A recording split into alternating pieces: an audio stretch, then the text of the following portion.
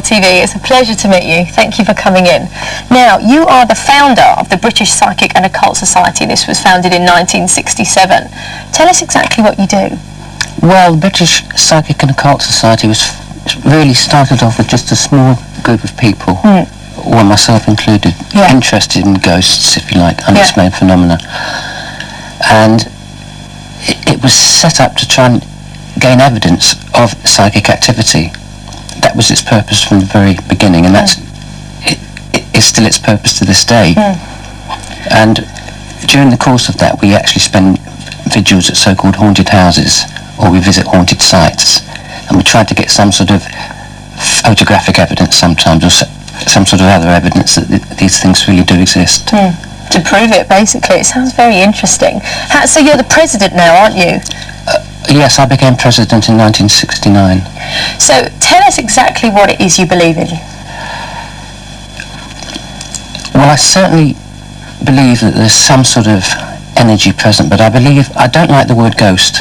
You don't? If you don't mind me saying. No, well, fair enough. The minute you say ghost, everybody conjures up images in white sheets. A big white sheet, that's right, that's what TV and film has done, hasn't it? Yes, and carrying their heads. I think, quite frankly, that's nonsense. Oh, it's scary.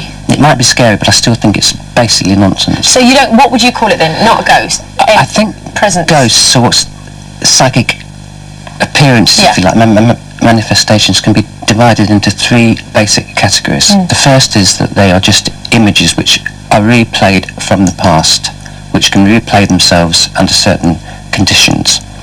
Hence, not only images of people, images of animals, images of coaches, even images of houses have been witnessed in the past. They say animals feel the presence, don't they? Animals are extremely sensitive to psychic energy. But psychic, how would you define psychic? Well, I was just going to say, I think there's another category of unexplained phenomena. For example, light bulbs fading, or even exploding, objects being moved, which are commonly called the poltergeist. I believe actually were caused by unconscious levels in the human mind itself. Now, to talk about what you're quite well known for, you were branded the vampire hunter, weren't you? And this was an incident that occurred at Highgate Cemetery. Just tell us briefly about that. It'll have to be brief because it's a long story. Absolutely, let's go quick. I'll start off by saying I don't believe in... You don't believe in vampires, do you? Blood-sucking vampires. That is the type that's stepped out of a Hammer horror movie. Absolutely not. I believe that sometimes there can be ghosts, if I must use that word, which can remain earthbound, which are extremely potent forms of psychic energy.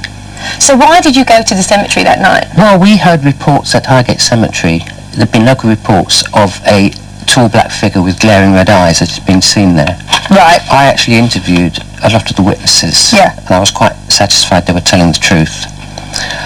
And then one night it was late in December, and I actually visited the cemetery myself, and as I passed the top gate, I noticed a tall figure, and my first reaction was that it was somebody dressed up. Actually, that's how real it was. But I looked up and I actually saw 2 points of light, red light, which I took to be its eyes, and the area had turned icy cold. So obviously the eyes then? Well, I saw what other people had described, and hence we started the investigation. Can I ask, do you ever get scared by it? I mean, some people believe it, don't they? Some people are ignorant enough to say, I don't think that there is any other afterlife. But does it ever scare you at all? Well, that particular incident did, but in general, no, it doesn't. So just tell me about another investigation that plays quite a big part in your mind. Well, if I could just finish telling about the Highgate thing. What I was going to say is we tried to conduct a seance in the cemetery one night, but it got slightly out of hand. And I ended up in court. You were arrested, weren't you? Yes, charged with vampire hunting. And that was the reason you wrote the book, wasn't it? Beyond the Highgate Vampire. Beyond the Highgate Vampire, to put people right.